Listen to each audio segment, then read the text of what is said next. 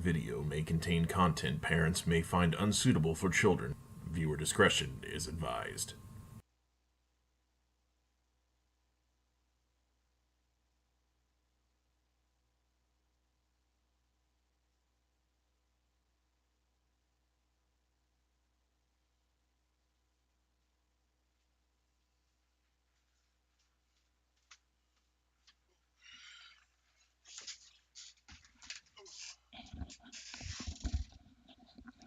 Hey everybody, it's Hunger again.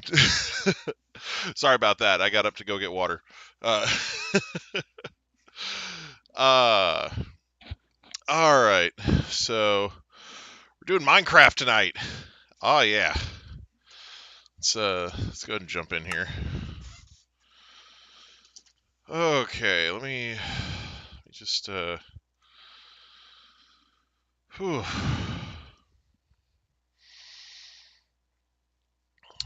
I cannot move as fast as I used to.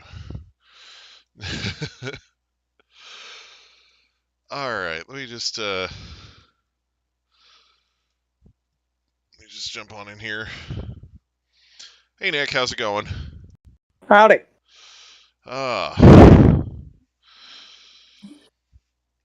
Nice, powerful Minecraft. Yes. I I just got back from playing Pokemon Go. I was looking for a Galar bird. I didn't see one. I see. I did see a shiny Shroomish, so I'm going to take it to Pokemon Violet real quick. I bet it's a legendary bird. It's close enough. I mean, right. it's... Right. He's got eyes. It's got eyes. There you go. That's the criteria. Yeah. And before they make a legendary bird with no eyes. That would be crazy. Oh, man.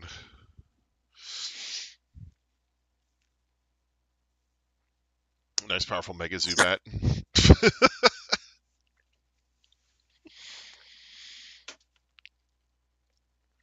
Oh.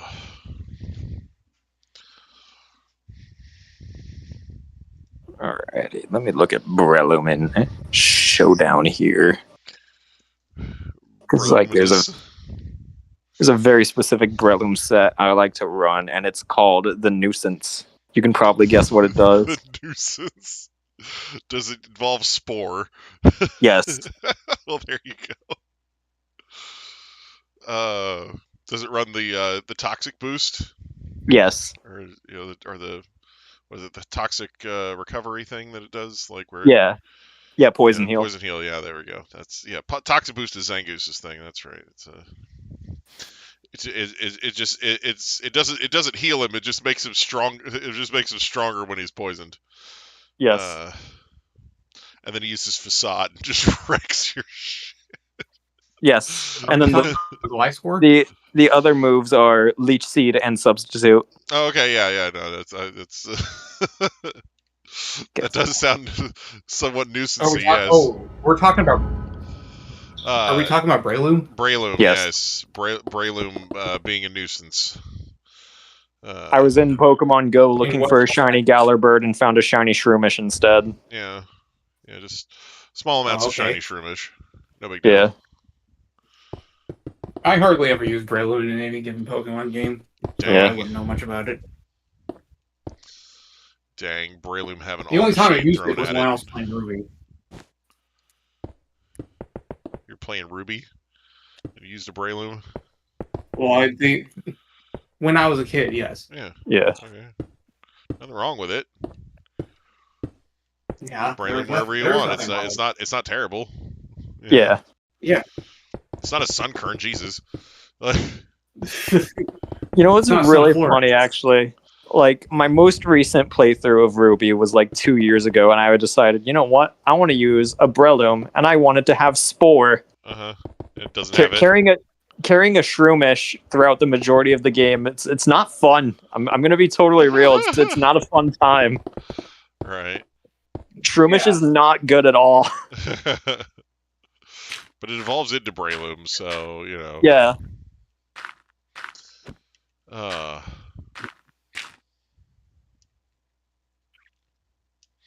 Like I'm pretty sure it got Spore like right around the Elite Four. So it's the thing where you had to keep it as a Shroomish to get Spore on it? Was that the... Yeah. Oh, okay, yeah, so it's the thing where It's Shroomish learns That's still it. true. That's still true today, I think, even now. Oh, like Breloom doesn't learn it, but Shroomish does, that type of It thing? normally gets it in like the 50s, right? Oh, God.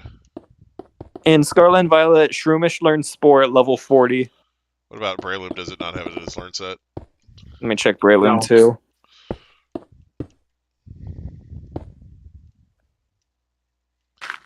Yes, Breloom does not have Spore in its level up learn set. That's diabolical. Yeah. It's evil. And it's always been that way. Yeah. I mean, I clicked on it's Shroomish easier- and it took me to an ad. surely it's easier in Scarvi though, because you just give it a bunch of Yeah, level yeah, up you just candies and candy it it. levels up to like level 70, and then you freaking learn the move, and then you just give it another candy to evolve it. Yeah. Yep. In Ruby and Sapphire, oh my god. In Ruby and Sapphire, it learns Spore at level 54. Yeah. So you're literally up the ass crack at the end of the game before it gets Spore. That's crazy. Yeah. That's wild.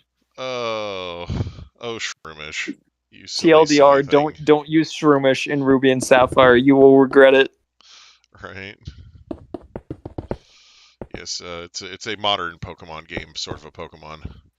Yes. Where you have the power of level up candies to prevent all the torture. Oh my gosh. Hello, you little freaking nature Shroomish. You want to have some candy forced down your mouth?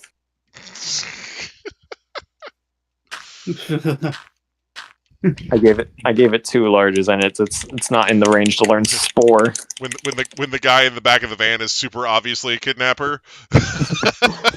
Hey kid, you want some candy? No, it's hey kid, you want to have some candy forced into your mouth?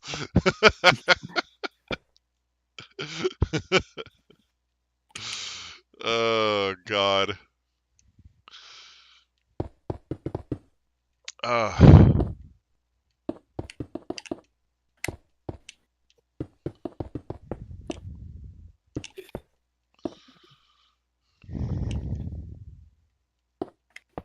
So yesterday was my birthday. So. Okay, well, happy nice. belated Hey. birthday, Dolphy.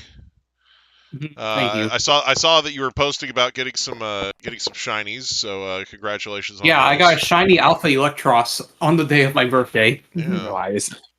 very cool. Did it happen to have the destined marker now? Well, Mark's not in ZA. It's yeah, not. You got it. You caught it in ZA. Okay, never mind. All right. Yeah. Yeah. It's an alpha hunger. Okay. Yeah. Yeah. Suppose. I think I glossed over that part in my head. Anyway. Yeah. It's fine. I just know that it's you know like they have like the whole destined mark thing for hunting on your birthday in Scarvi. Yeah. Yeah. I mean, I didn't do technically, that. it does have the alpha mark. You just can't see it. All right. Yeah. Totally. Yeah. It's just not shown anywhere in the game. Unless you put it in Scarfi. Yeah.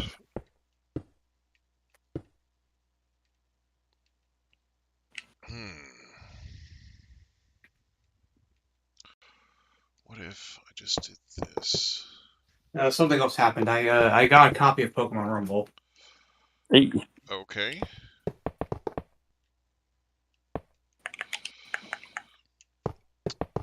So I heard that at the end of this month, people who play Pokemon Unite in Belgium and the Netherlands are losing access to the game. Wait, really? Yeah. Let me fact check that. Yeah. So basically the issue is that Pokemon Unite has loot box mechanics. And Belgium and the Netherlands have both banned those types of mechanics, and they recently sued Epic Games, I think.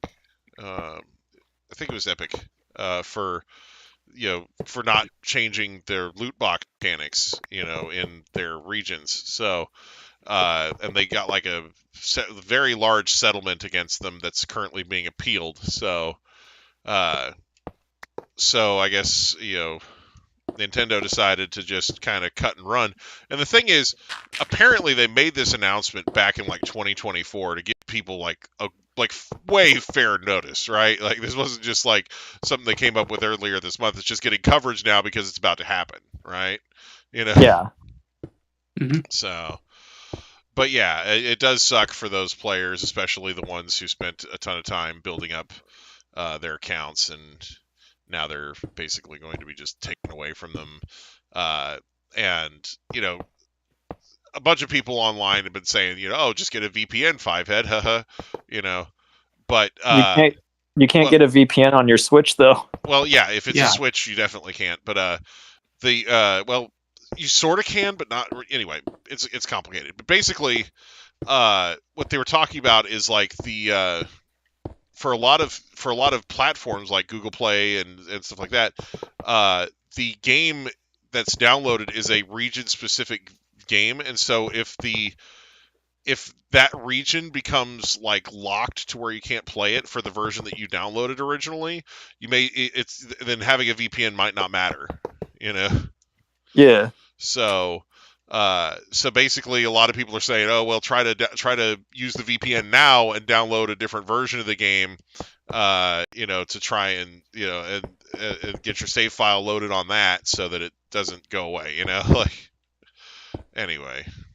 So yeah, I don't know personally how effective that is as a workaround, or if you download the new version, if it makes you start over. Anyway, like I said, I don't know anything about how the game works internally. It's just it's interesting because it's a Pokemon game, and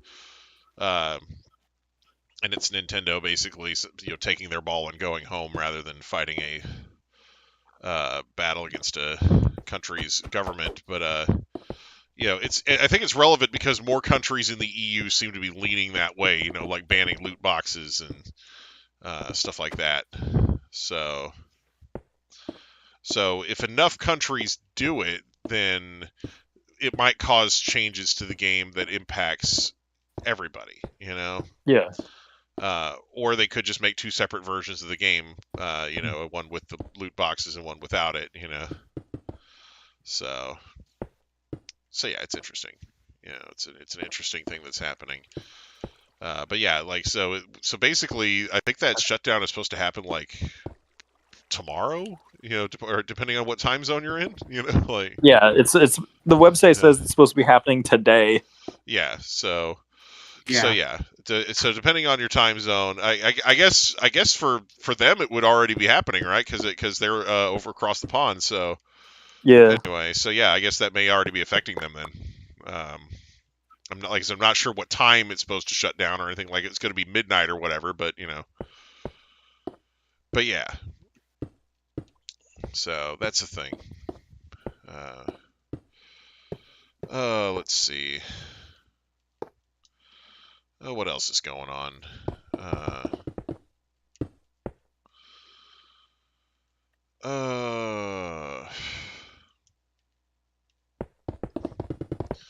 Let's see. Black Friday is, of course, going strong. Yeah. As seen from all the advertisements I've seen. Right. I think my favorite thing about Friday is still this meme that I saw on YouTube. It was Dear Black Friday, we all have huge TVs already. Please put the groceries on sale. Yes. Right. Dude, dang. Black Friday with groceries would go so hard, unironically.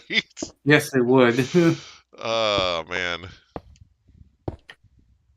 I'd be willing to sacrifice $200 in the name of discounted groceries. Right. Same. See if I don't buy a whole bunch of macaroni and cheese if it goes back down to $30, 30 cents a box. Not $30, 30 cents. But anyway. You're spending $30 on mac and cheese? No, 30 cents a box. Sorry. Okay. Used to be able to get macaroni and cheese for like 30 cents a box. Now it's like $1. I was gonna say, if you're spending $30 on mac and cheese, that better be some damn good mac and cheese. That better have like a freaking block, like 5 pounds of freaking shredded cheese in the box. Keep that shit in the freezer section. Mm. Oh shit. Woo. Or be one of those 5-pound buckets. Have you seen those? True. Like the 5 Yes, I pound, have. like doomsday prepper buckets of macaroni and cheese. Oh God.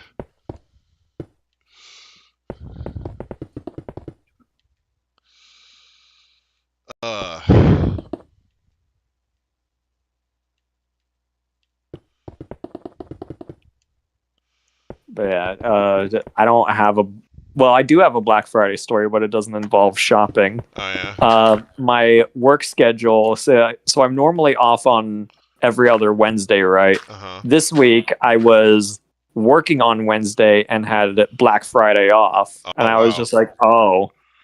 That was I do very not nice vibe of you. with this whatsoever. So I Oh, went up man. to my boss and I said, "Hey, can I swap my Wednesday and my Friday?" And she said, "Yeah." And that's the whole story. Okay, so you got your Wednesday off again, and you worked Black Friday. Yeah. Yeah. All right. Honestly, W. A lot of people try to get out of working Black Friday because they want to go shopping or whatever. But you know. Yeah. I told my boss, I was like, "Listen, I did me being off work on Black Friday is dangerous for multiple reasons." I was like, "Can I be here instead?" It's like, no, you have to help me from the lure of the deal. Yes. Help me escape.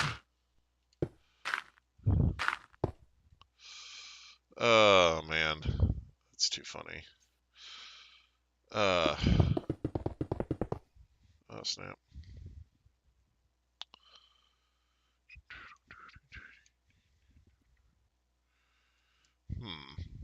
Does this even need to be here? I think that needs to be here. That's a neat looking thing there.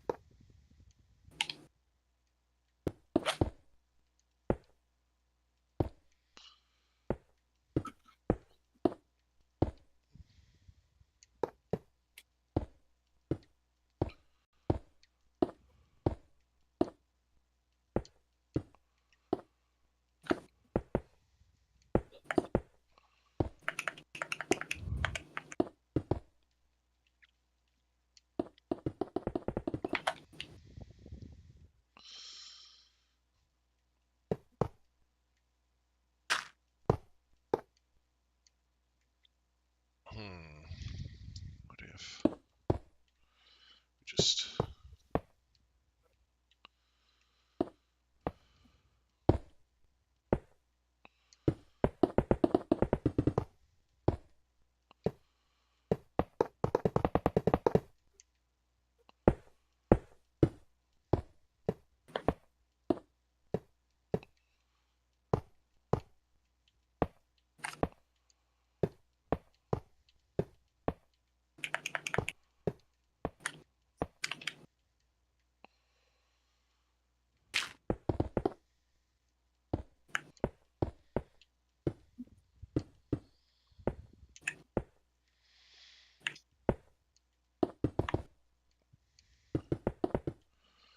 Oh man. But yeah. Let's see. What else has been going on?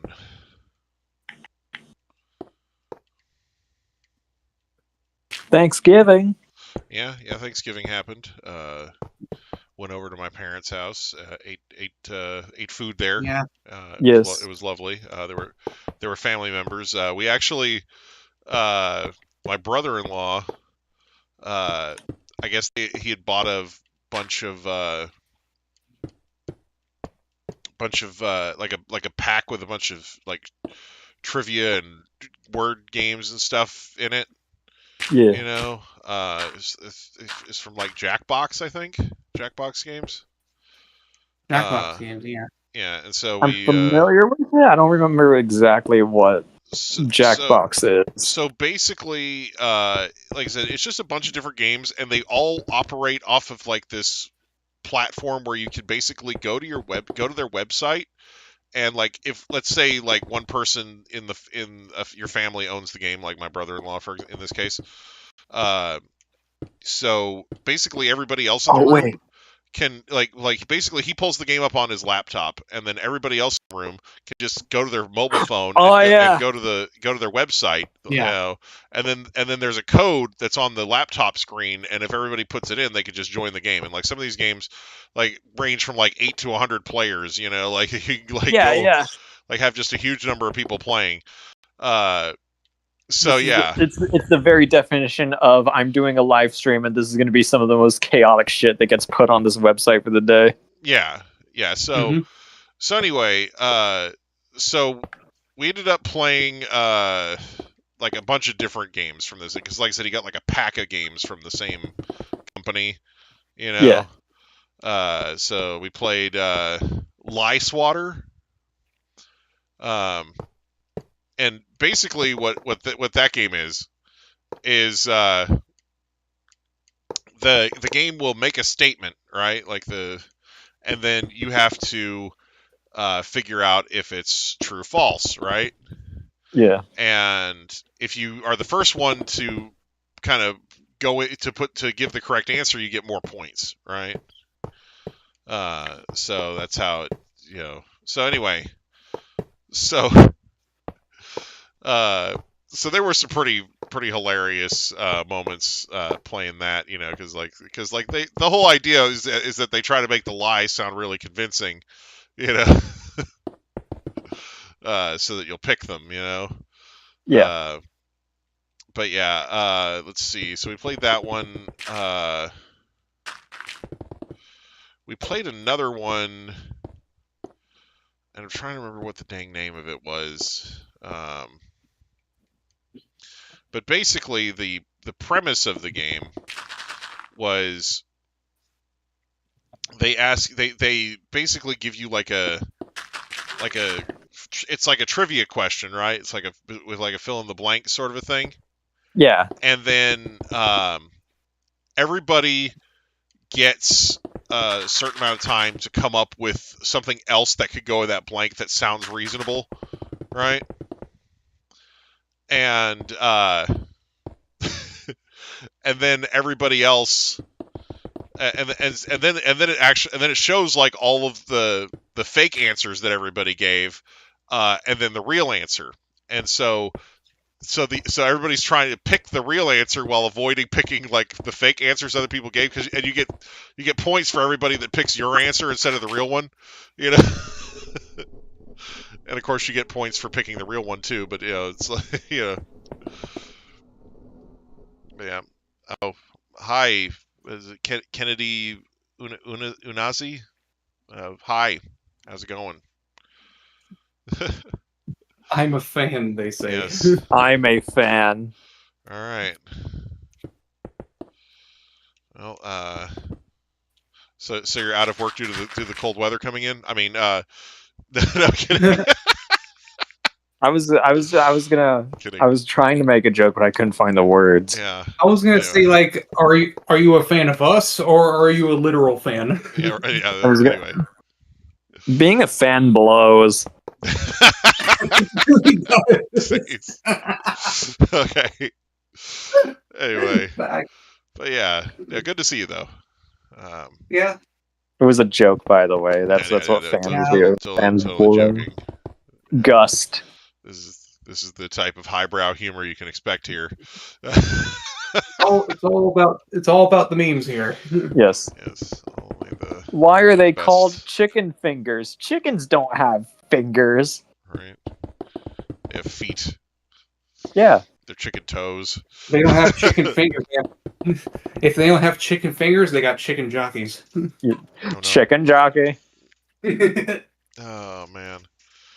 It's like a Winter Soldier response for me. Every single time I hear the words chicken and jockey next to each other, I have to say it in the Jack Black voice. All right. Ah.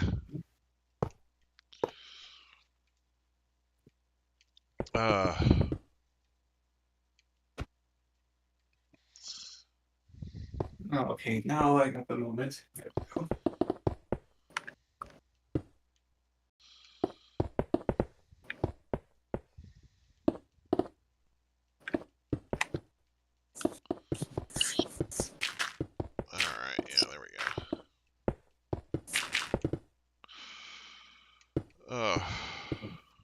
anyways.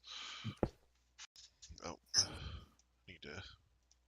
Here, I got a point of discussion. I was browsing on Reddit, specifically the Pokemon Home subreddit. There was what's so funny about me browsing Reddit? I knew it was going to be good as soon as you said that. That's why. I was like, oh, here we go. But the Pokemon Home Reddit was having an uppity about the fact that Pokemon Coliseum and XD weren't on the Switch 2 yet. And I was just like, well, what if the reason it's not on the Switch 2 yet is because they're trying to figure out how to get the Pokemon from those games into Pokemon Home, and then by extension, all the other Switch Pokemon games.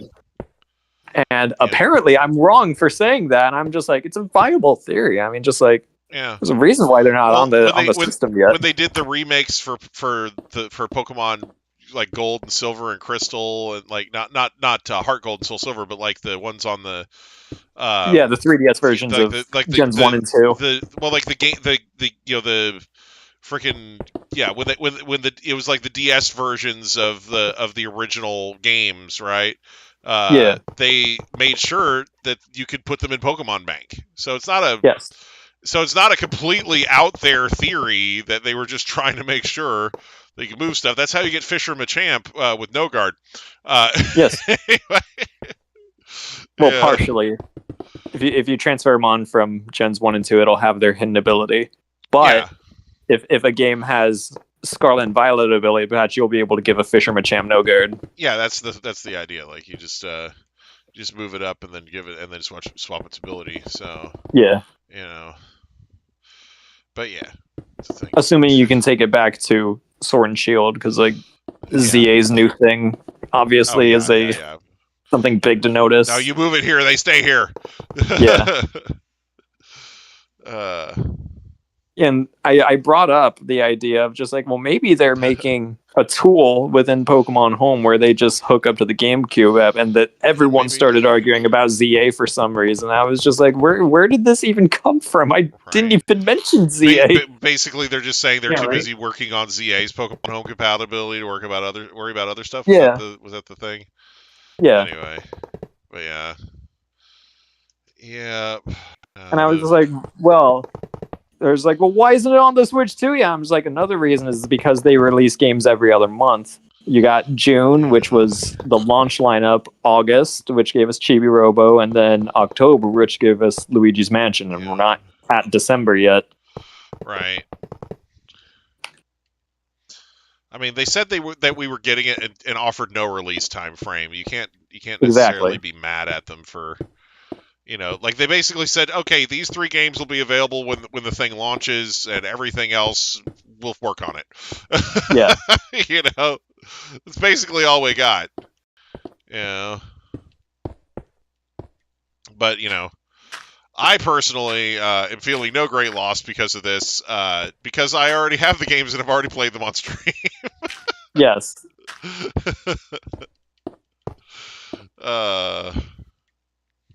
My theory. That might seem a little heartless of me, but Yeah, it's all good. I also don't have a Switch 2, so that's another. Yeah. Yeah. Truthfully. Stop talking. Dang. Wait, what? Me? Or sorry, no, stop taking. It says stop taking, not stop talking. It says I'm donating 10K. Stop taking. I was gonna say, my theory is just given on the every other month basis, because like obviously there's gonna be like a Pokemon Direct on February 27th, and my theory is February 27th. One of the things they bring up is like, hey, Coliseum and XD on the Switch 2. We're giving you Coliseum today with Pokemon Home compatibility. Enjoy. Could be. Yeah. Oh man. That load of shit though. Oh yeah, and they always like to do presents when you move Pokemon from one game to another. It's like, hey, you brought a Pokemon from the GameCube app. Have a Celebi or something. I don't know.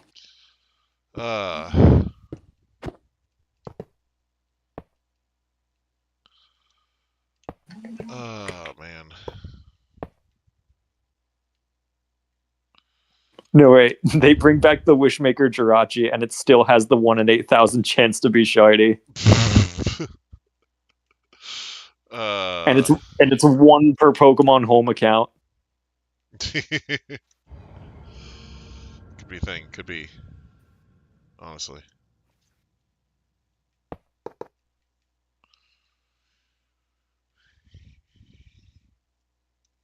Is this...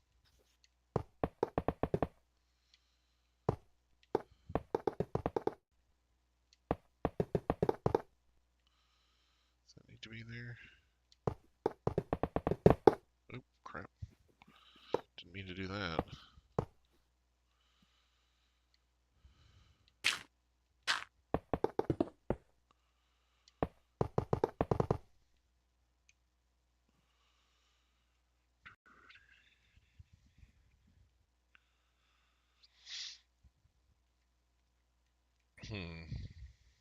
Is this...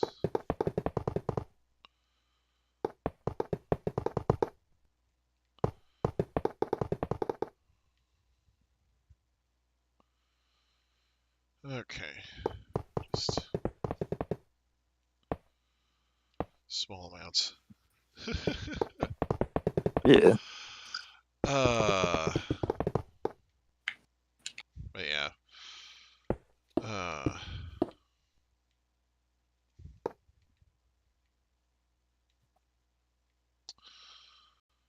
Let's see.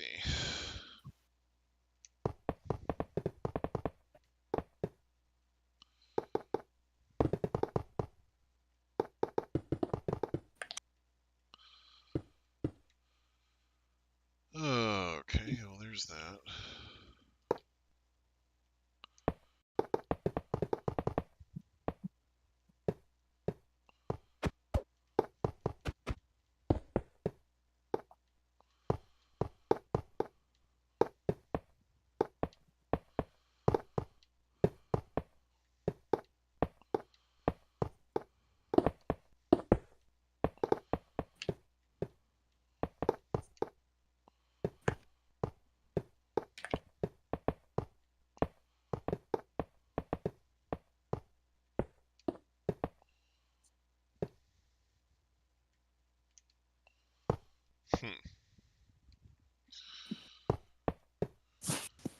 Goodness.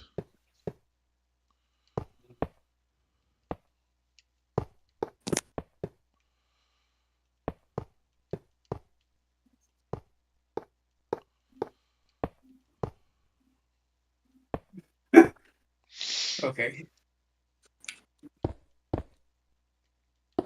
Oh, man.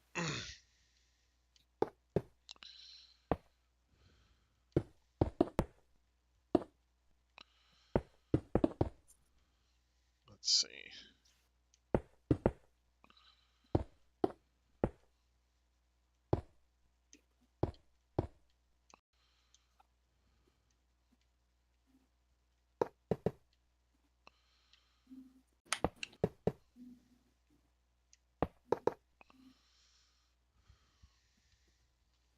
Happy birthday, Astro Solus. Yeah, thanks, Caps. Hey, there we go. Caps is here. Hey, hi, Caps. Caps. Have you moved to the desert yet? Desert. Did you go through the desert on a horse with no name? Did it feel good to be out in the rain? I mean, it makes sense. Did you get out of the rain? Sorry.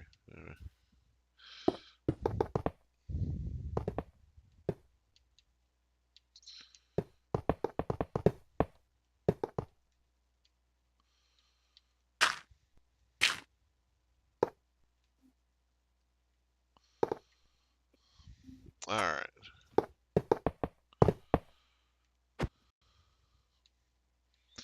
Na na na na na. No, sorry. Anyway.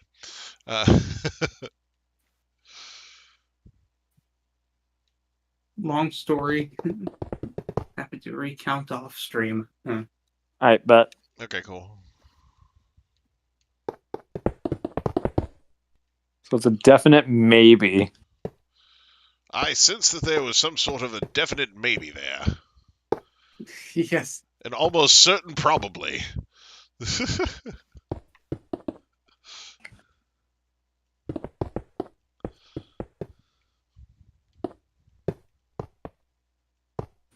A practically guaranteed could be. All right, you know what? I'm gonna use Somewhat my certainty. I'm gonna use my future vision and guess what the story is. Don't think about that sentence for too long. I'm gonna guess that he got a flat in the moving truck Oh no. because that is exactly what happened to my dad when he was moving to Arizona. Oh. Okay. Well. Interesting. Interesting assumption. Yeah. Yes. It's interesting because it's the truth. No, just it's definitely what happens. Yeah. Just don't think too hard about it.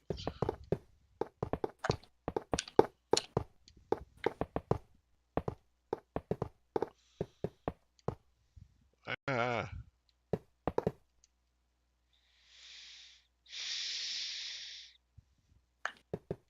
Oh no.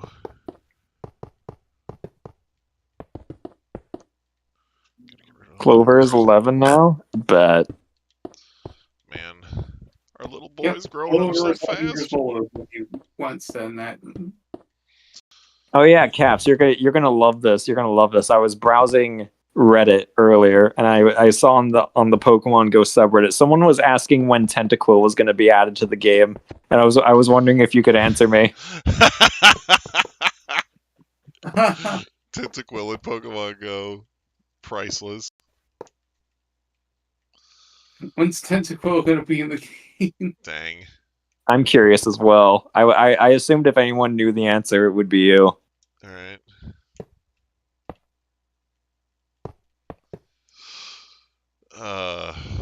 Probably can't talk about it, dev room secrets and that sort of thing.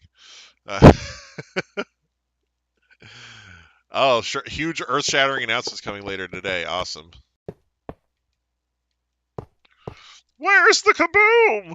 There was supposed to be an earth-shattering kaboom!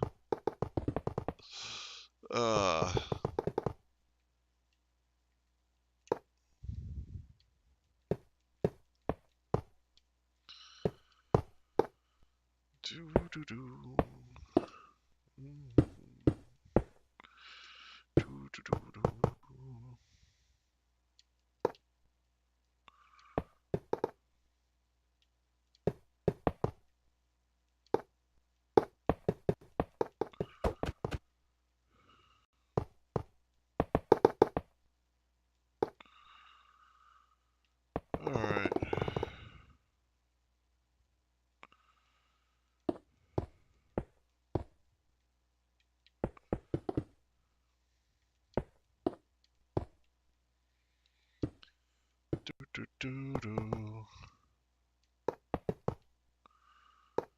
Alright, there we go.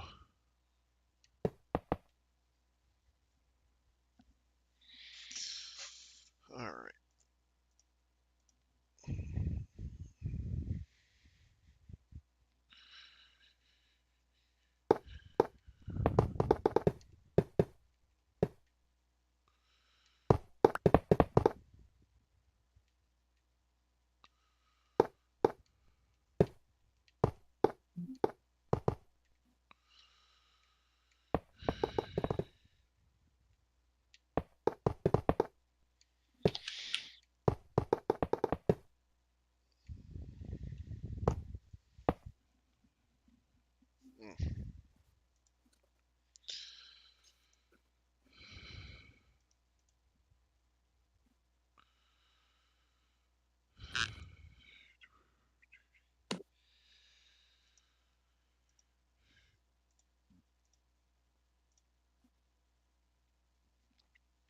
Okay, there we go.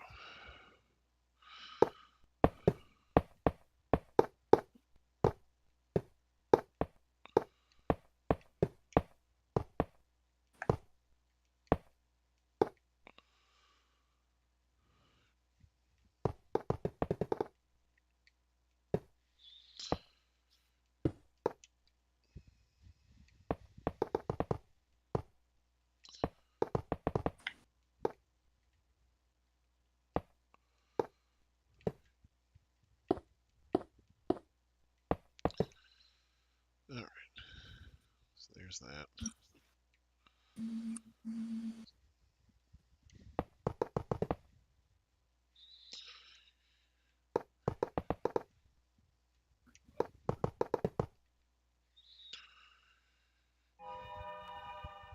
Oh.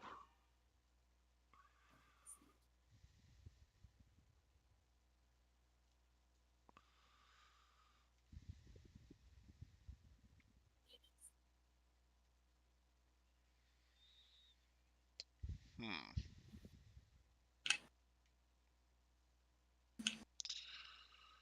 Man. Good grief. Alright, so...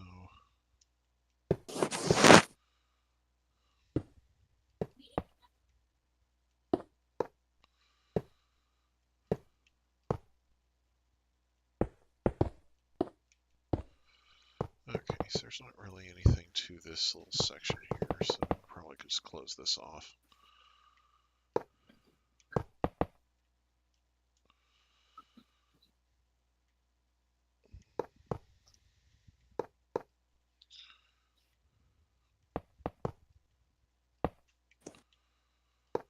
Okay.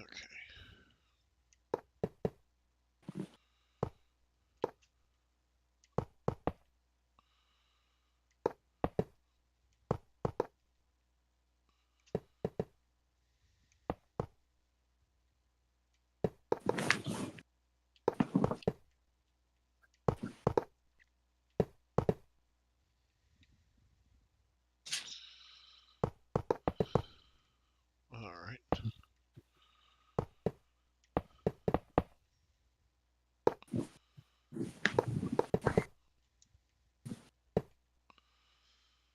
Okay, so there's that.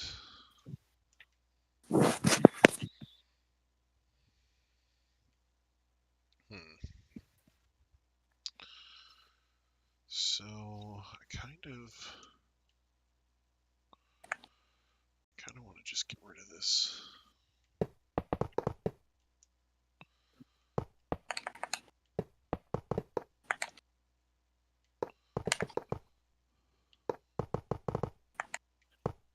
Female Carooster are now called Corhen.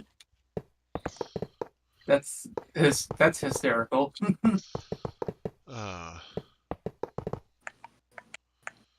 Yeah.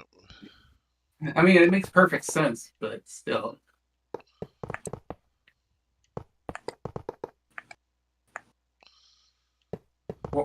Female Horacita are called Horacita. Yeah.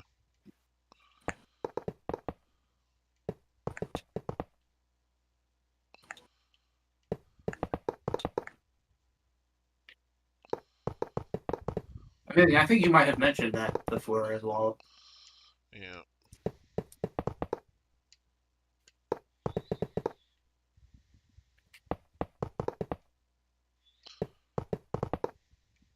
Dude, you guys are doing like megas and stuff for Clovermons, right?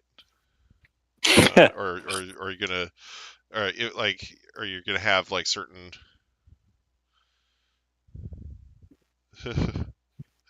Yeah.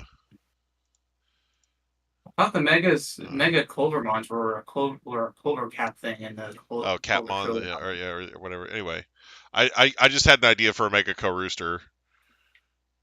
You could have it could have shell armor as its ability, and it would just look like a regular Co-Rooster, but it'd be like wearing a KFC bucket as armor. And the only stat that changes his defense. It gains Yeah, it just becomes super tanky.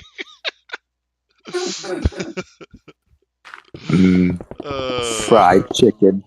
Right.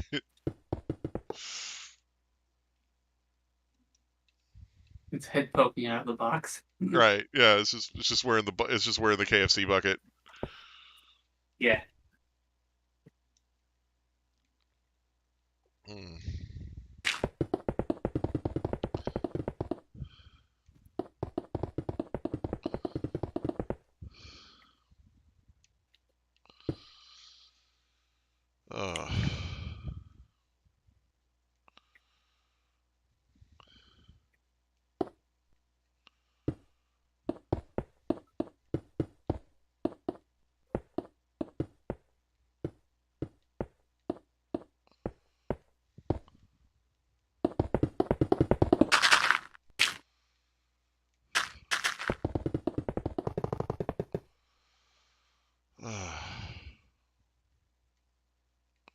the male variant of Matsumoto, Matsumoto. Matsu Monsieur. Yeah. French.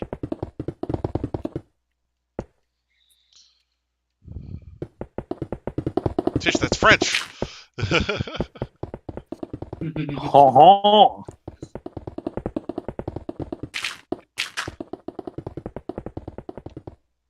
Wait a second. Monsieur.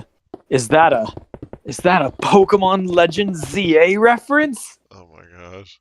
Oh my goodness. Oh. I didn't think you had it in you, Caps Lock Prime. Right. All right. Yeah, the factional Score App and Gamster forms. Cool.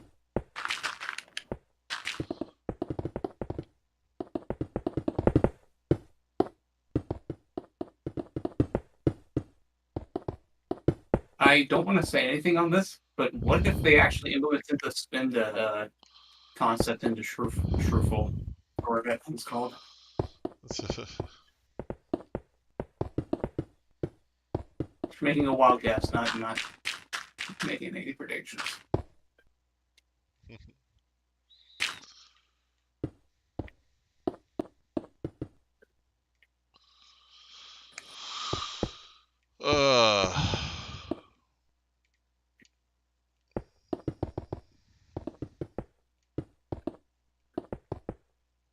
I'm going to make a bold prediction. There may or may not be a Pokeball at some point in the reveal. Yo. Second guessing, are we?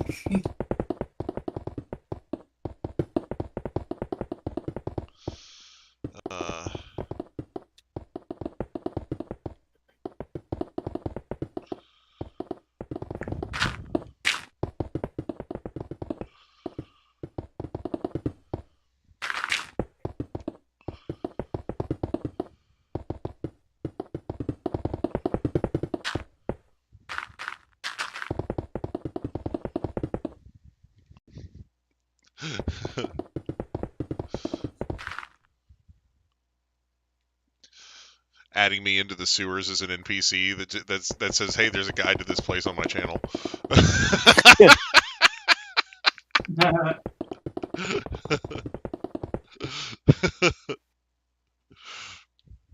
It's like confused about what to do here. There's a guide on my channel.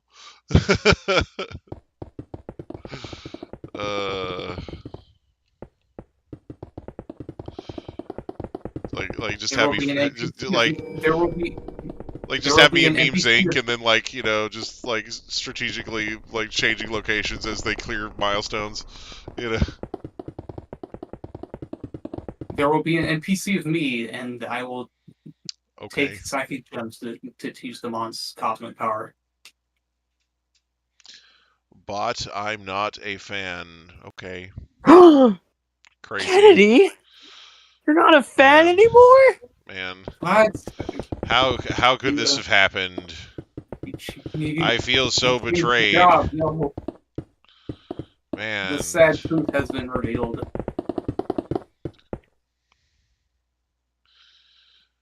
Completely overhauled. Oh no. My guide's not going to work anymore. People are going to be like, this guide sucks. They're like, well, look at the fact that it's like 5 years old. Okay, now Caps. Now you have to put an NPC down there that says to go to his channel. Oh man. But no, wait. Here, wait. Hang on. Here's a good one. Add the NPC that tells you, "Hey, go to Hunger's channel to watch the walkthrough." But then make it like a time-based thing where, like, after a certain amount of time, it changes dialogue. It's like, what do you mean it's not correct? Check it again. Oh man, That'd be cool. that would be funny. What do you mean it's outdated? Go check again.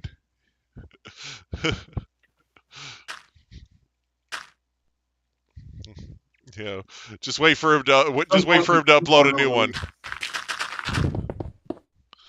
At some point when 2.0 releases, Hunger will have to record a new guide. I know, right? That's the thing. That stupid guide is the best performing video on my channel. It is, unironically. Like, yeah, And unironically. people Like, who are playing 1.0 are still looking at it. yeah, like because I made that guide for the beta version, but it still works Yeah. on 1.0. It's just they like took one step out, you know. Yeah.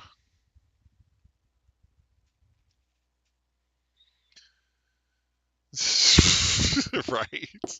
Fortunately for me, I played 1.0 first. Yeah. But a lot of people didn't. A lot of people came to that guide after 1.0 came out, and they were like, "Oh my gosh, I'm so confused. Why? What? You know?" And I just I pinned a comment that was like, "Listen, you know, they took that step out. You don't have to do that anymore."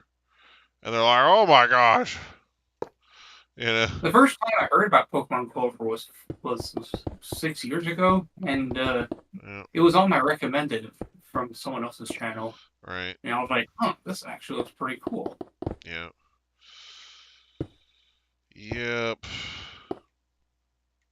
I was introduced to Clover from Callum from his first playthrough of Yeah. it.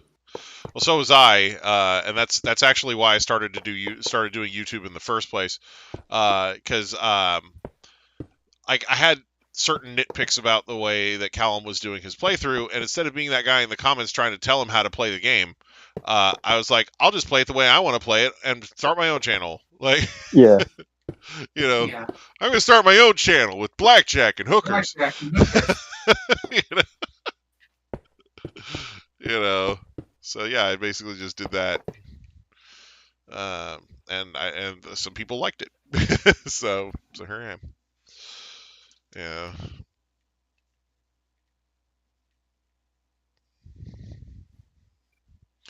Because I felt that he was skipping too much of the dialogue and whatnot. Yeah. And his opinion's very valid, though. It's like, you know, if you want to see all the dialogue, just play the game. You know, just play the game. Five head, it's easy. Yeah. But you know, but I'm like, you know, for people that don't have that kind of time, and the thing is, because my playthrough has like all the dialogue in it, now that they're completely redoing the game, it'll be there as like a comparison. You know, like people could do like a comparison for like the old dialogue versus the new dialogue. You know, because I have like a whole ass record of it.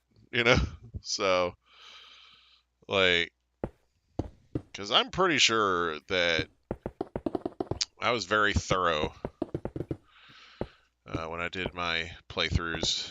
So. Mhm.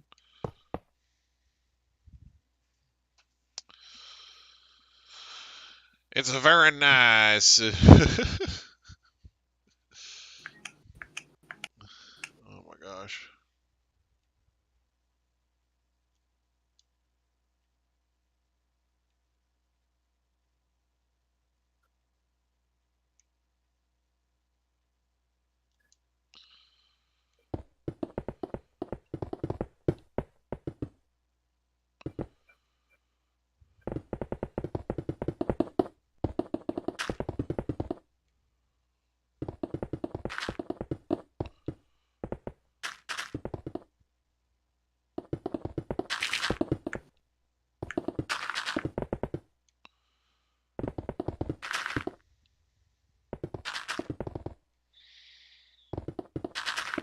Strafing back and forth over here.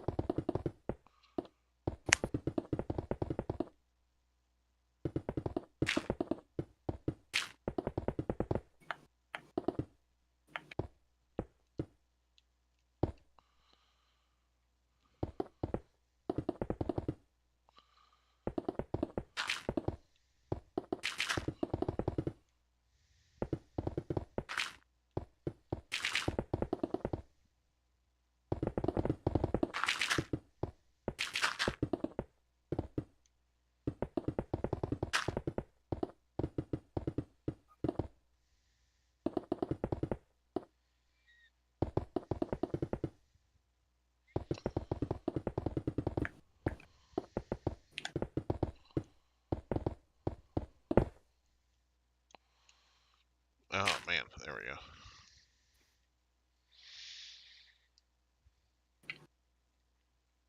Okay, so we're just gonna.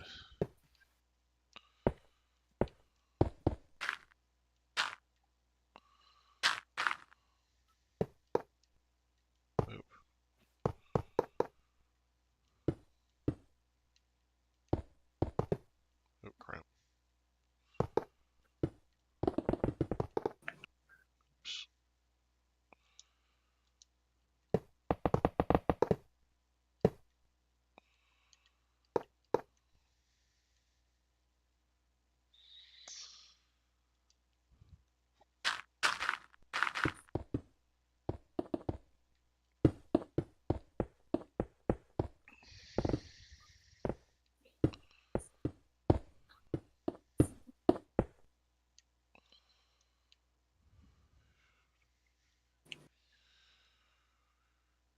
All right, there we go.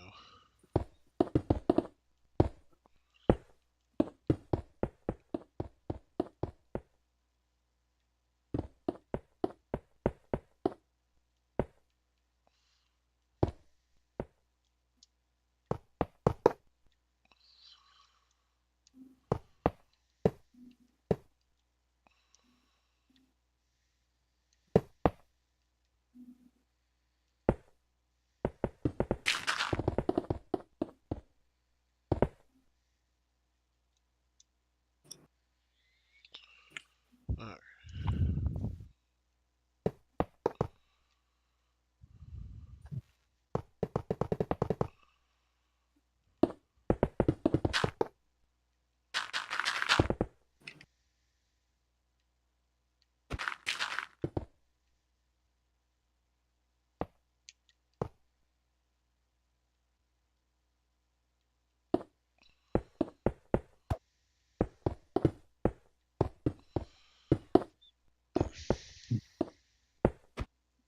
All right. Let's see here. Location in the realm. The wastelands, okay. It's not the borderlands. Borderlands.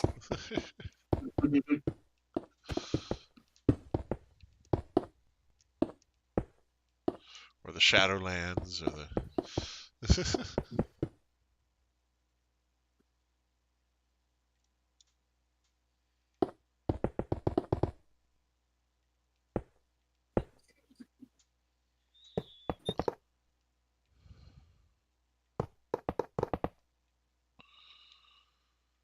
Caps in Clover. Can you just add an NPC that just says BDSP and nothing else in all lowercase,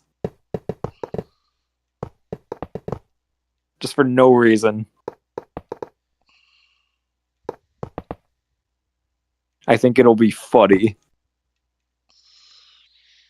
He'll make people cringe to death when they read the. You'd have one of the, you'd have That's you'd have exactly an NPC, why it would be funny. You'd have an NPC of one of the furry classes going, BDSP, is that some sort of kinky bondage with Pokemon? Yeah. Oh god. uh,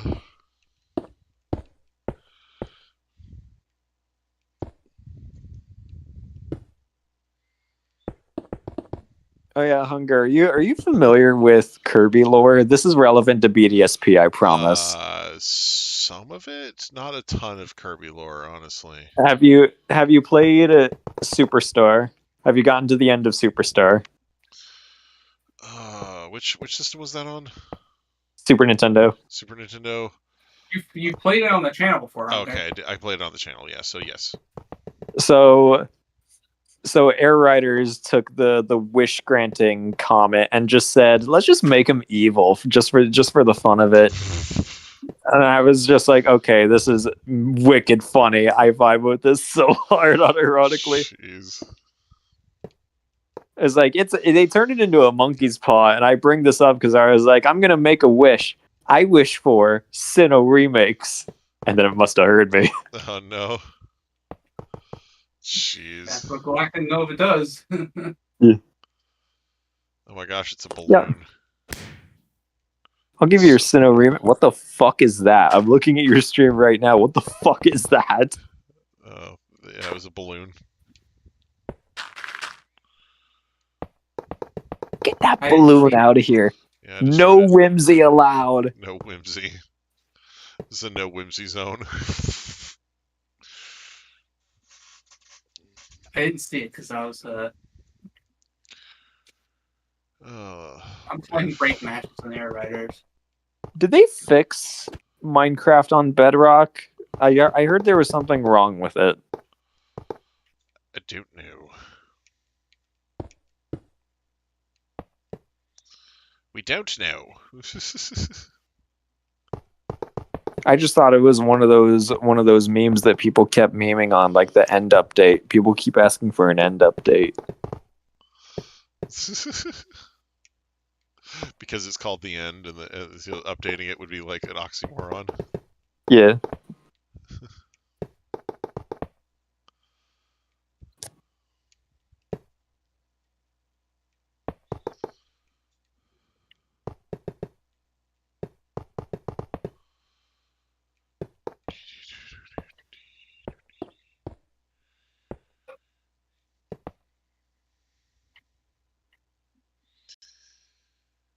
Have Hunger hit the start button real quick. Hey, Hunger, hit the start button real quick. Are you talking about this? Hit the start button real quick. Do it because you have free will. Yes. The settings were replaced by the store button. Oh. Oh, that's really funny, actually. Oh, that's cool. Yeah. Like, see.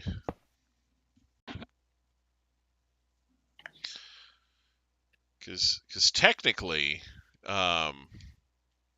the Nintendo Switch does not have a start button.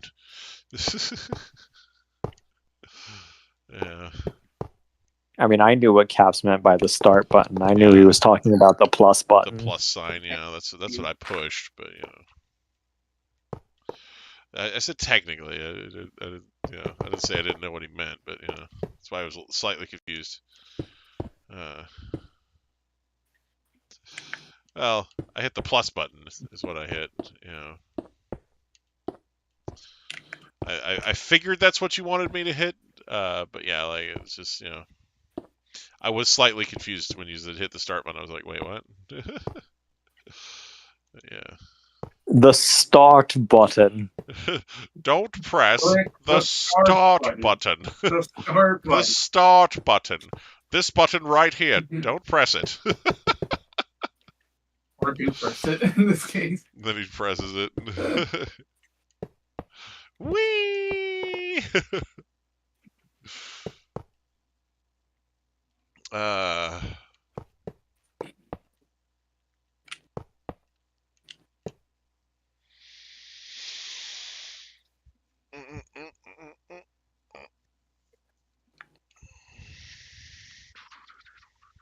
Bored now, hanging up Goku. Right. I like that guy's mustache. I like his mustache. Yeah. Oh man, freaking Dr. Breves. Honey, I've isolated the gay gene. It's terrible. It's a really good joke, though. It is. It is. It's a Lives terrible, of kissing, awful not joke. talking.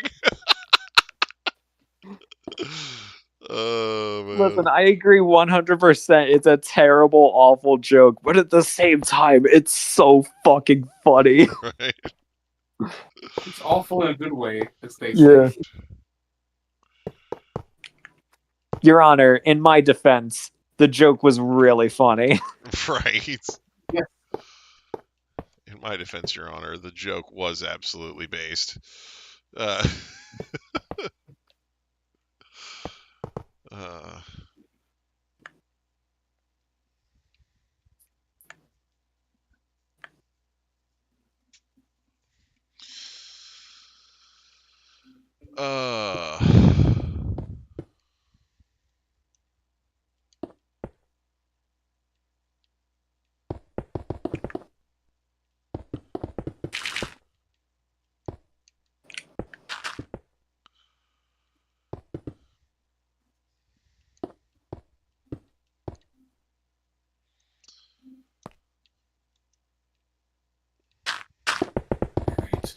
Street Market. I want that to ride on wheelie bike.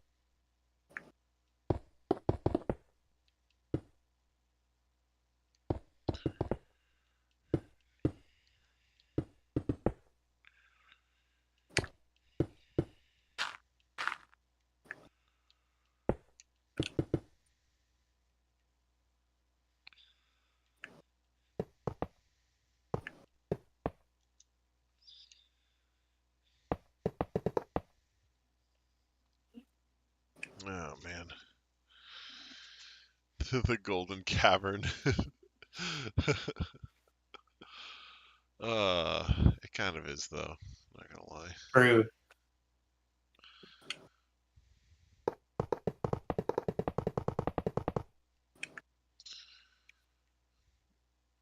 Is that what the inside of a stack attacker looks like? I mean, maybe a Gigantamax one. Yo, the inside story of Stack Attack. Alright. Stack Attack is Inside Story. Featuring Yep. Minecraft.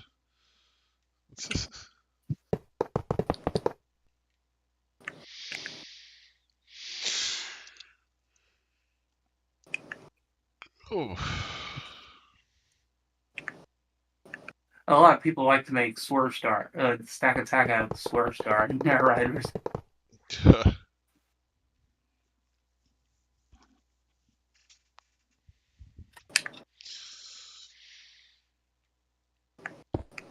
Oh man.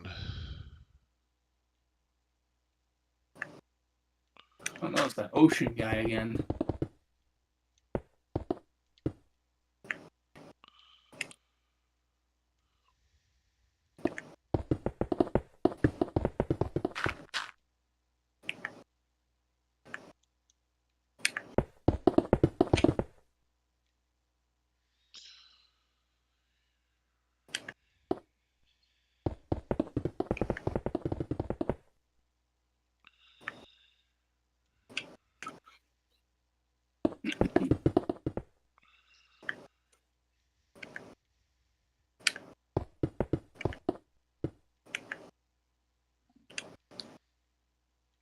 Oh man.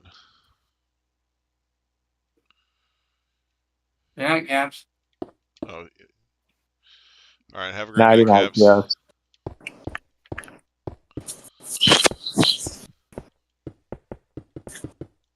Hey, I'm gonna go to another array, you dicks. Wait, what? What? Sorry, I'm playing Air Riders. Rant. Oh. Air Rioters, yeah. Yeah, you know. No, I said Riders, not Raiders. I said rioters, but you know that's beside the point. Kirby Air Rioters. Because it's a game where we all go on riots. So, just go to the airport and just cause trouble. Yeah. That's City Trial, bro. You're just describing City Trial. Oh yeah. Yes. Crazy. Accurate predictions.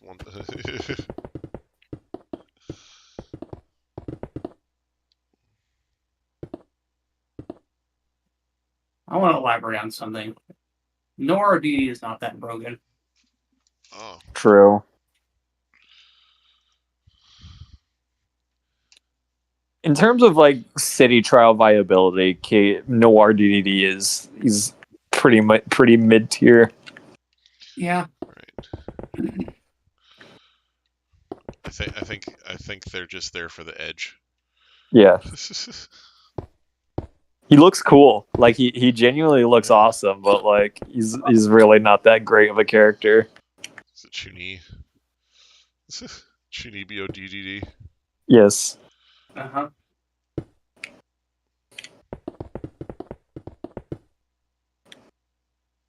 You'll never guess who the best character to use in City Trial is. Is it Susie? Rick.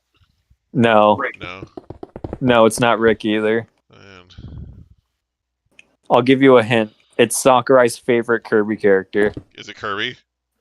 No, Meta Knight. Oh, okay. Because somehow, for some reason, when Sakurai is in charge of making Kirby characters for his video games, he makes Meta Knight the most absurdly broken character there is. Okay. It's hysterical. Because why the fuck not? Because they don't This is want to give me consistent. my favorite character. Yeah. Sakurai says, "This is my edgy son. I love him. He's going to be the best character in the game."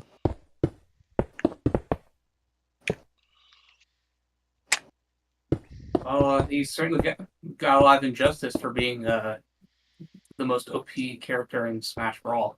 Yes. Smash Brawlers. Super Smash Brawlers. Brawl.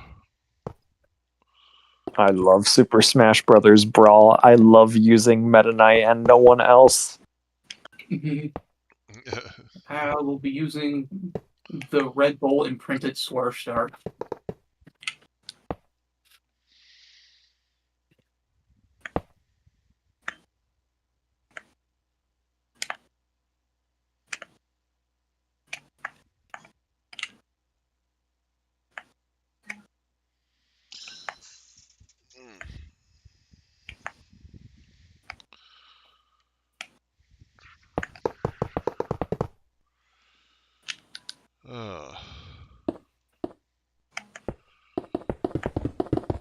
Fire starter. The fire starter. One of the guys I'm in here with is named Firestarter, but the I in fire is a 1. Oh. Wow, how creative. Funner starter. Fwanner starter. Alright.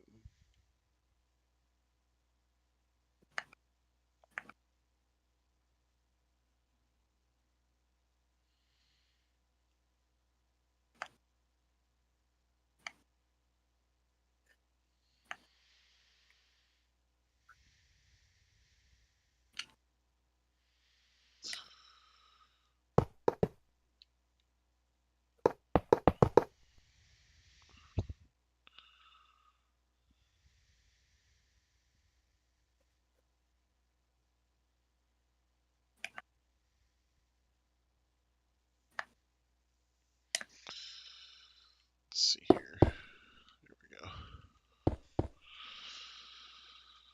go. Let's see what else is going on. So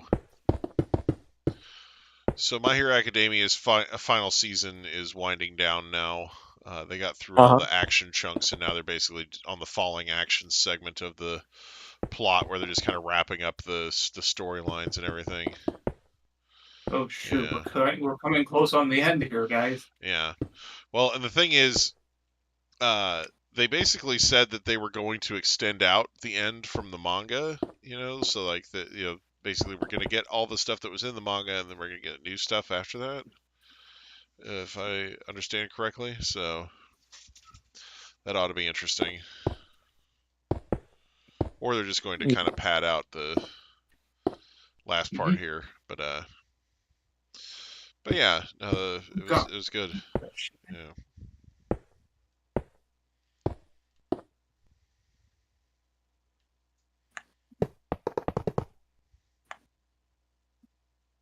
Speaking of anime, actually, Amazon is under some hot water for dubbing an anime with AI Oh, or something along those lines. Interesting. Like there's no voice acting whatsoever. It is just AI voices. Wow. Wow. That is how economically minded of them. Yes.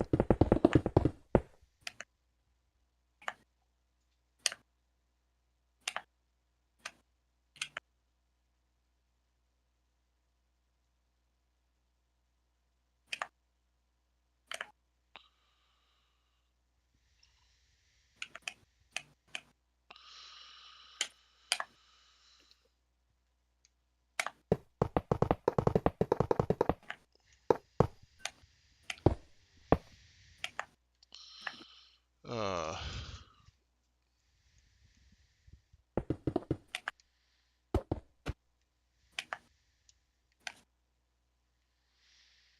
Okay, I gotta take a look at this guy's Weekend Star. What the fuck am I looking at?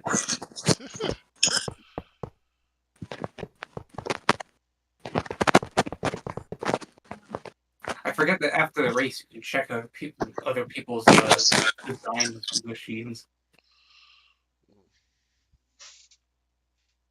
oh, jeez.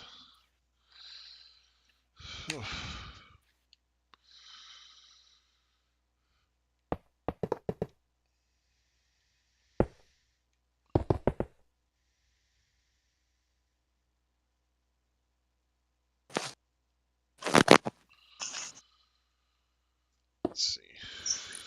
Oh god. I'm in a race with 4 Noir Ds. Chat, am I cooked? Nah. Just give him another bag of them chips. Chippies! If you want to help me, hand me another bag of them chips. Ah, I love that. I love that. I love that line so much.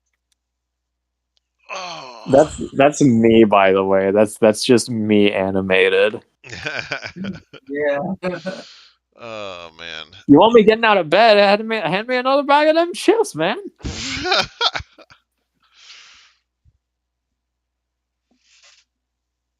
Oh.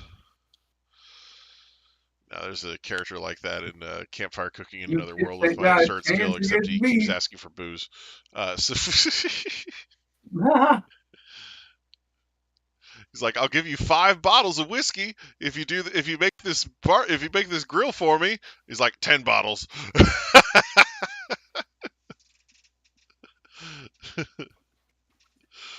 uh.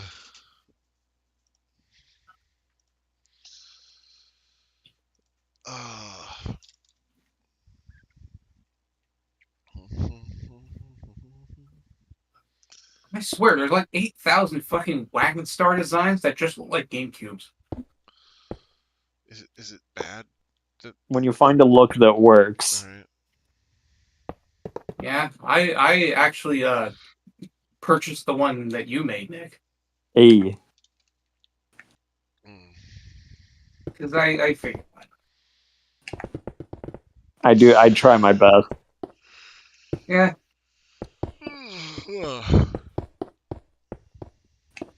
No, Certainly Pac-Man, different drugs are bad. Drugs are bad. Drugs are bad. Says who? All right. Yeah. That's why the Dare campaign never worked, honestly. Because that's all they did was they were like, drugs are bad, and then they didn't give you any follow-up on it. You know, and like it was just like really childish, you know, like there was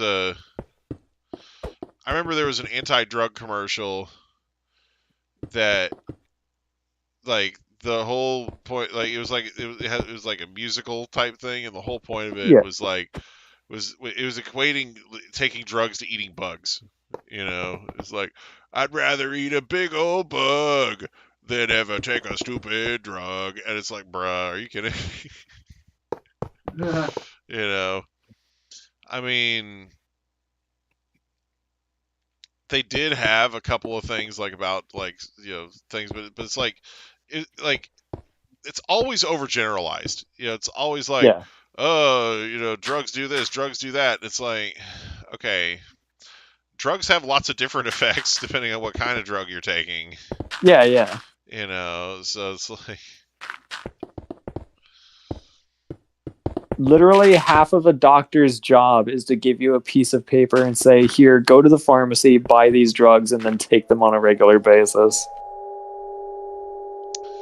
yeah. I suppose the right thing to say is that not every drug is good. Yeah. That would be the right message to say. Yeah, like, and that's the thing is, you need to differentiate, because like stuff like marijuana, like, Yeah, that shit's medicinal now. yeah, They well, can get away with calling it medicine. yeah, well, the thing is, for a lot of medical conditions, it is more helpful than harmful. Like the biggest thing with marijuana is there have been some long-term studies with it that basically indicate that if you have a tendency towards Alzheimer's or dementia, like in your gene pool, then you could potentially be at a higher risk of those if you smoke a lot of weed.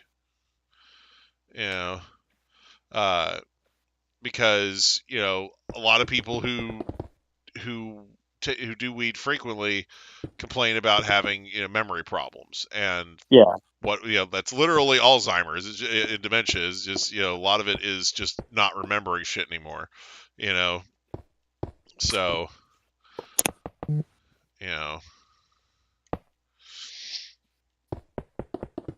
so yeah. So yeah, there have been people linking that to Alzheimer's and dementia. There's also been links to Alzheimer's, between Alzheimer's and dementia, and being exposed to aluminum foil too. So it's like Yeah. because if you cook with aluminum foil, like a lot of people do, like you wrap your food up in foil and then put it on the grill or next to a campfire or whatever, um, that can cause problems later on down the line. Like I said, if you're predisposed to it. But it's like, if it only works for someone who's predisposed to it anyway, there's, it's kind of hard to have a control there, It's like, well, who's this, because basically the people who are for the thing are just going to argue, well, how can you be sure? Maybe it's just they're genetically predisposed to it, and that's why they got it. And they're like, well, but it's one of the reasons why armadillos are so important for research. So, um,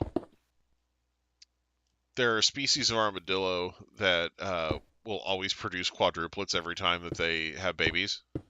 Wow. So, like every time that they have babies, they make an identical litter of quadruplets. So Yeah. they're great for research when applicable, because it's literally 4 identical subjects, and so you have a perfect control specimen, like, but yeah, so said it.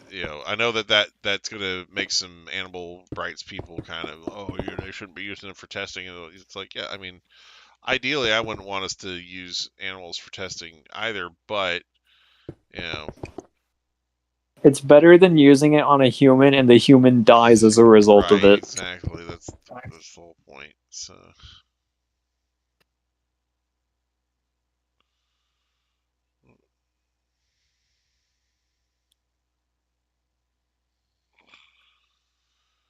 Because then we can document it and just be like, yes, there is a definite chance that using this might kill you. Yeah. And now we know.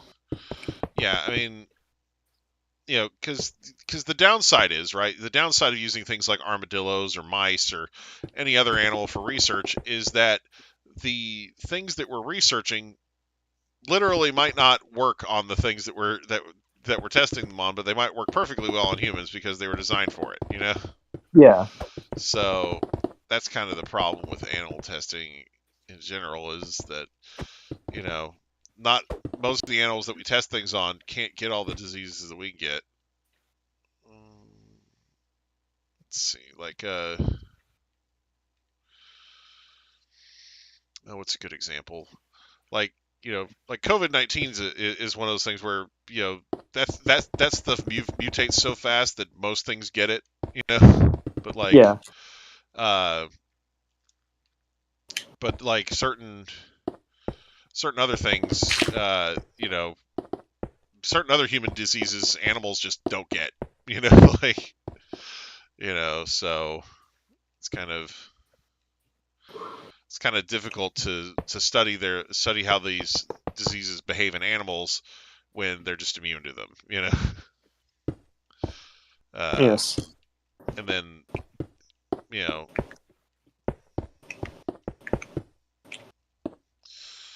there's also, of course, the fact that sometimes these, like I said, the animals are just going to have different reactions to the stuff that we give them than a human does. So, like something that that is meant to like hyperactivate the immune system, a dose that could potentially be really beneficial to a human might kill like a mouse, like. So you have to play with the dosage. You have to, and like I said, it's in some cases it might just be a completely different thing that, yeah, because like I said, right now, like the pipeline to producing medicines goes through animal testing. Like it has to be tested on animals first. And when they did the COVID-19 vaccines, they actually were given special permission to bypass a lot of that.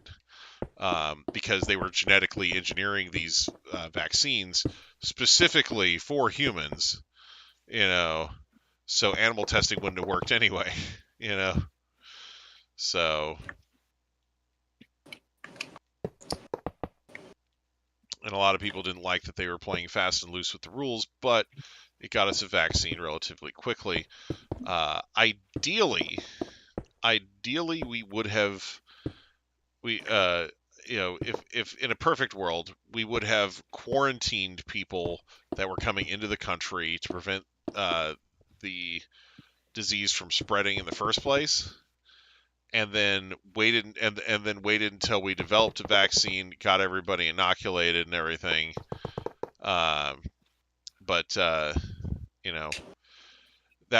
just wasn't really ever going to happen, unfortunately. Yeah. Like we had a chance to kind of nip it in the bud, and we totally did not do that. And unfortunately, a lot of people prioritize their own rights over protecting other people during that time. Because there are a certain subset of individuals who literally can't, like vaccines don't work on them, or they can't take them for whatever reason because they have like compromised immune systems or whatever. So they depend on other people not spreading diseases to them, and for other people being vaccinated. And when that's not happening, then those people are like one of the biggest at-risk groups, right? So, it goes back to the forever chemicals thing now. Like we're, one of the things in the news recently is they're talking about making it legal to have a certain amount of forever chemicals like PFAS in the water, and that's not good. That's not good at all. Certainly wasn't. Yeah, well, there's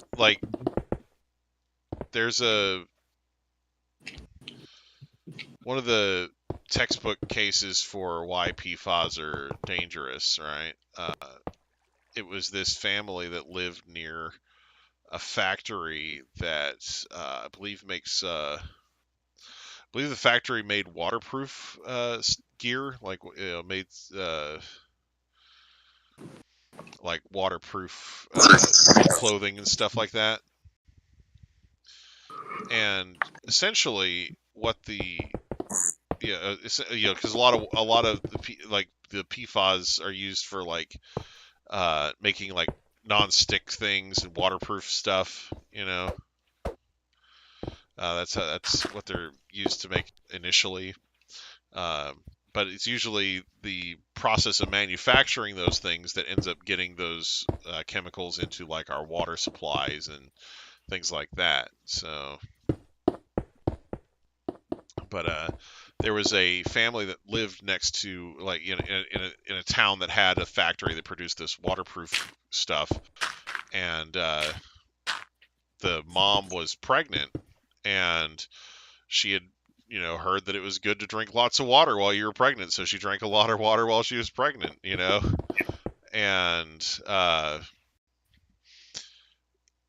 then the kid, like after a certain point, they're giving the kid tap water too, and this kid, by the time they were like 9 or something like that, had like the highest amount of PFAS ever found in a human body, like a living human body, I think, in his bloodstream, you know. And he's basically like vaccines don't work on him, like because of what PFAS did to his immune system, you know. So like if you try to inoculate them with like a vaccine for pretty much anything, it just doesn't work. Yeah. So, Mhm. and that's kind of shitty. Yeah.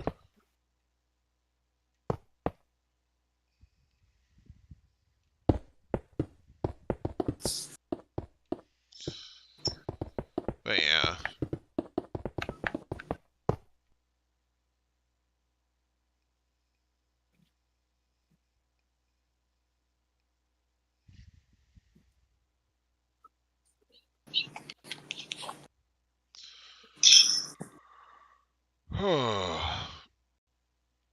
Well, yeah, the scary thing about PFAS, right, is they're called forever chemicals because we literally have no way of getting rid of them.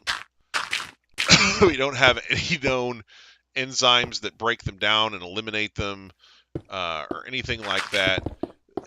Once they're produced, they are here to stay.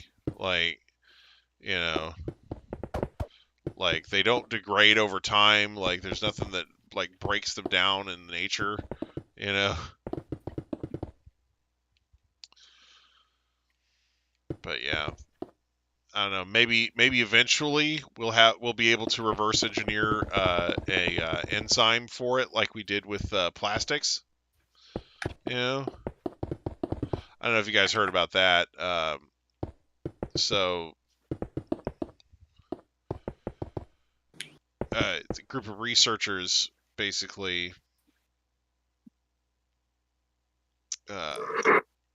They basically found a microorganism that was living in the water, like seawater, And Yeah. this microorganism had started making a primitive version of an enzyme that could break down plastic, right?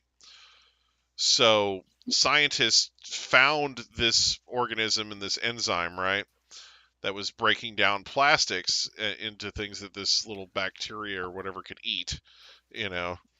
And they took that enzyme and the DNA sequencing for the organism itself, I think, and they basically ran it through an AI, right? And the AI basically made improvements to the enzyme to make it more effective at breaking down plastics, you know, like to analyze the chemical formula and made it stronger, basically, Yeah. you know. So now they have like this basically super enzyme that's meant to help biodegrade plastics. You know, you know, which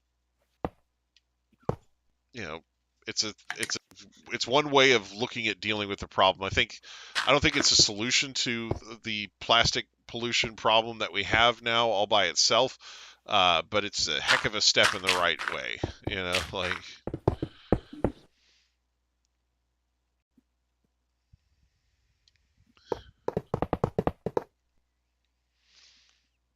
I just wish some of these science videos and whatnot that I watch with all these, kind of brilliant scientists and whatnot with their research. I wish a lot more of that research was getting funded and produced. Because I'll see this video and it's like, yeah, we're working on this, and then like you don't hear anything about it. It's like maybe like 10, 20 years down the line you'll hear something like, oh yeah, this is like a version of this is coming out. It's like, oh hey,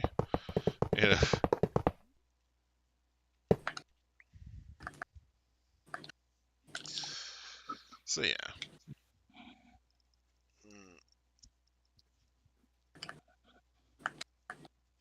Oh, jeez. Here we go.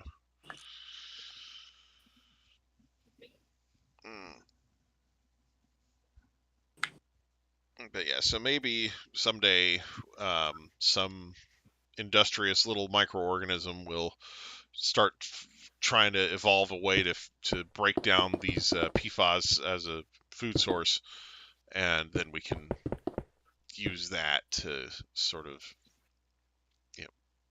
make a better version. So.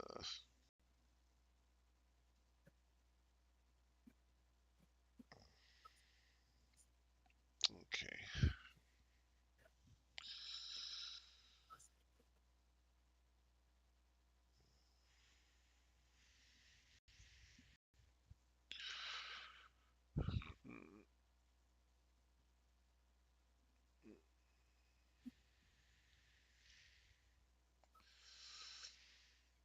Okay.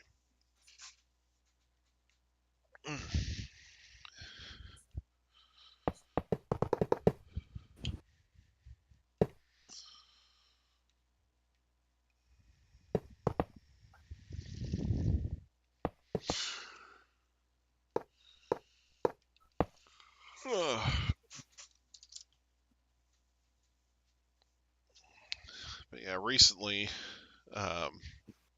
various places have been working on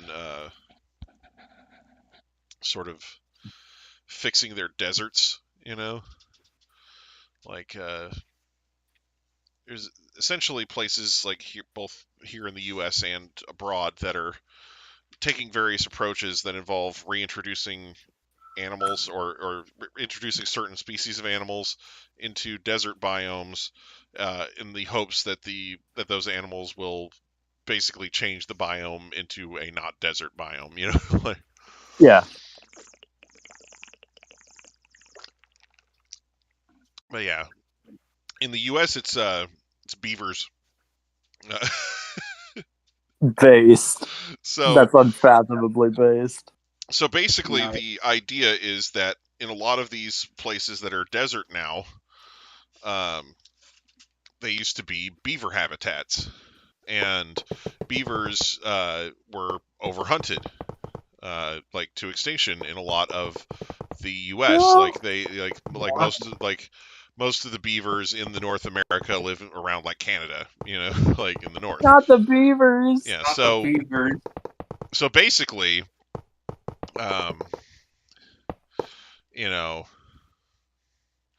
So basically, they're going to the places where these beavers hang out, and they're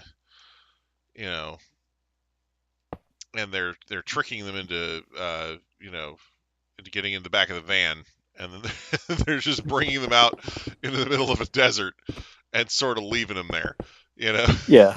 So they get like 20 sedated beavers, and then just release them into a freaking desert, like and they release them like closer to the water, but basically the idea is that beaver activity will kind of naturally make them sort of dam up these waterways, and that will create places where vegetation can grow,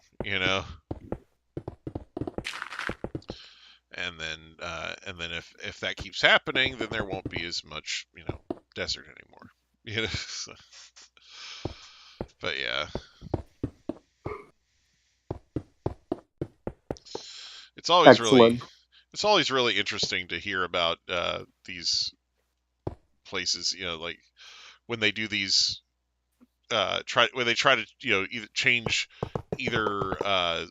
some animal behavior or just part of the environment itself by just introducing an animal to an area that maybe went extinct there, or maybe never lived there in the first place, but would kind of be a good fit for the problem. Like there's been a lot of discussion about how to deal with New York's rat problem, right? Because New York has a hell of a lot of rats, right? New York has a hell of a problem. Let's be Right. real here. Right. Yes. Well, the thing is, the rats that New York has, they're not like rats in other places, right? They're super rats, right? They're Yeah, they got thick accents and fight thematically appropriate supervillains. yeah. The rats in New York are, I believe, brown rats is what they're called. Sometimes, but the issue with these things is that they actually have basically pushed out all of the other rat species in the city to where it's just the brown rats, and they're huge. Right? These things are like bigger than chihuahuas, and they're just everywhere. Right? So a lot of people think, oh, well, you have a rat problem. Why not just throw cats at it? Why not just get a whole bunch of cats to deal with them? No, the rats will fuck up the cats, bro. That's the problem. Is that they won't necessarily, because what happens is the cats just decide they don't want to mess with the rats, right? Yeah.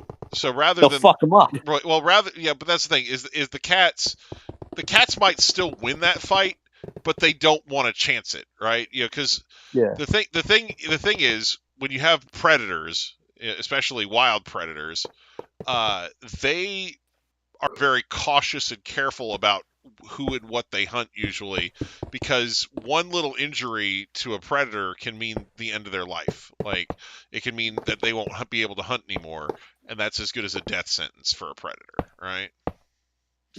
So predators in the wild tend to be much more picky and choosy about what they go for hunting. So basically, the problem is that the common house cat is too small to deal with these rats, right? Yeah. And there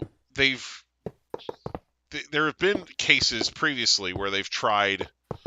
There was an island that produced sugarcane, right? That was basically what it was there for. There were a bunch of sugarcane farms and whatnot, and one of the boats going to and from this island, picking up sugarcane and taking it back, and bringing money or whatever. So one of these boats ended up being basically captured, or not captured, but they basically rats stowed away on this boat, right? On these boats, so the rats got onto the island and they started eating the sugarcane. It was a huge issue, right? And so these rats that didn't live there in the first place, they got onto the boats and started eating the sugarcane. And so they're like, okay, well, we'll just throw cats at the problem, right? So they brought a few pairs of cats onto the island, and they kept the rats at bay for maybe 3 months, and then they got bored. Yeah. So, like, basically, the cats didn't actually want to hunt the rats because the rats are too difficult to hunt. So they just started wiping out all the indigenous species on the island instead. So these cats basically made like 20 something different species on this island go extinct because they were easier to kill than the rats were. And then the rats went right back to going after the sugar cane as soon as the cats stopped caring about them. So but but yeah, so now I believe that there is a particularly elegant solution to the New York rat problem. But I think it would need some research and testing and whatnot. But it could potentially work. And my idea was to import cheetahs.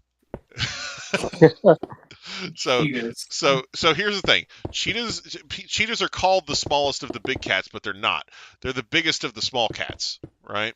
Yeah. Cheetahs are more like a domestic cat than they are like a lion or a tiger or a leopard, right? So the idea, right, is you bring in these cheetahs, and cheetahs very seldomly attack people, right? That's why they're pretty great for this. They are big enough to where the size of the rats wouldn't matter to them. They'll just be like, oh yeah, that's cute. It's still way smaller than me, you know. So they would still theoretically be able to catch these rats and eat them. But the thing is, the other thing about it is where cheetahs currently live, about 60% of their kills get stolen by other predators, right? So a cheetah will spend a whole bunch of time and energy running down a gazelle or whatever, and then as it's sitting there chowing down, a group of hyenas comes up and it has to run away because it doesn't want to fight with the hyenas over the food, or a lion comes up and basically tells him to F off, uh, so cheetahs end up having a lot of their food stolen in their natural habitat, but they wouldn't have that in a place like New York. They'd be able to kill a rat and eat it, and then that would probably give them the idea that, hey, this rat killing stuff is a pretty good idea, so.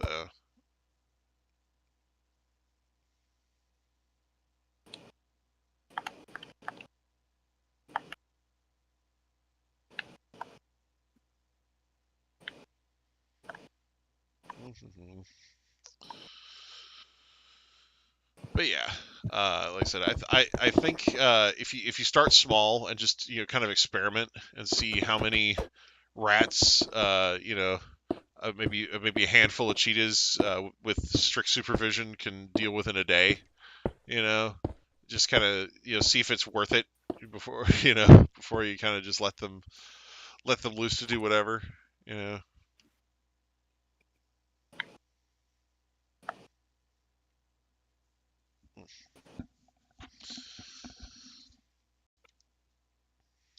Like I said, I'm not a scientist or a animal behavior expert or anything like that.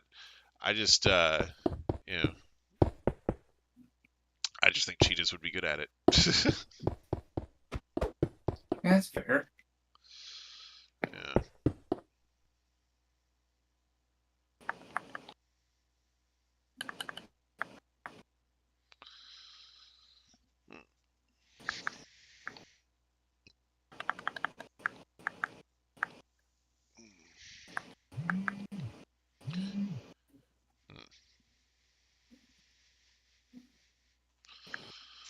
Oh man.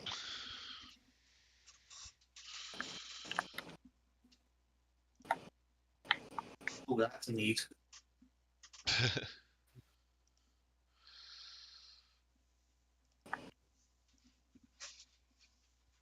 Oh. Sure.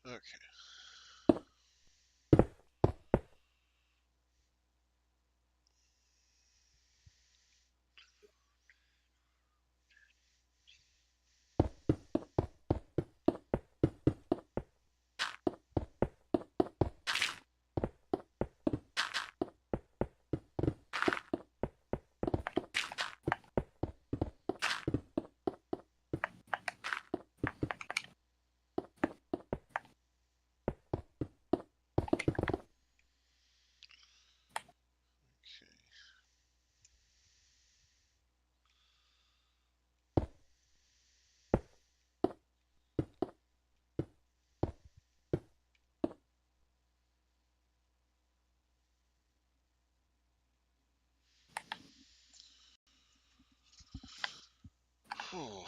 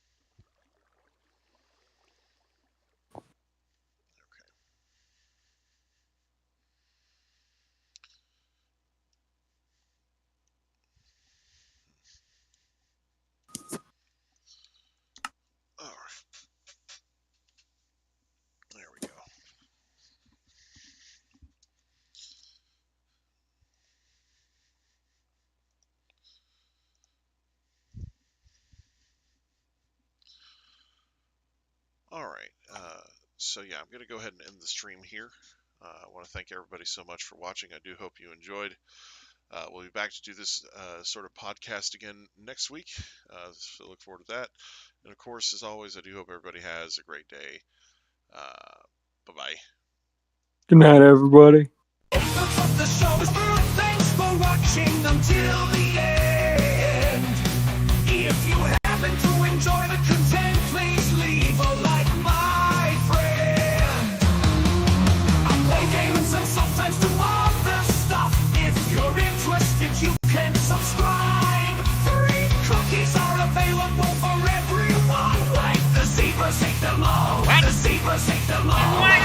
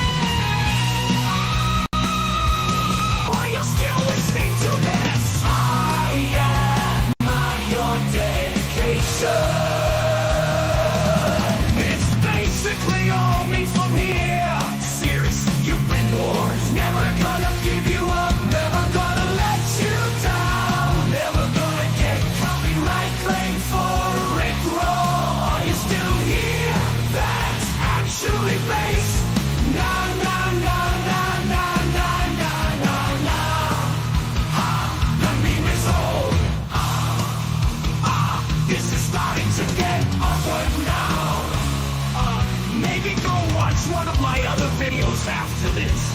It'll be great. If you're new to the channel, there's hours of content to watch. If you've been here a while, be super nostalgic. It's a win-win situation. Do these even count as lyrics? I guess anything does if you sing it. What does that have to do with anything? No. He's got a point.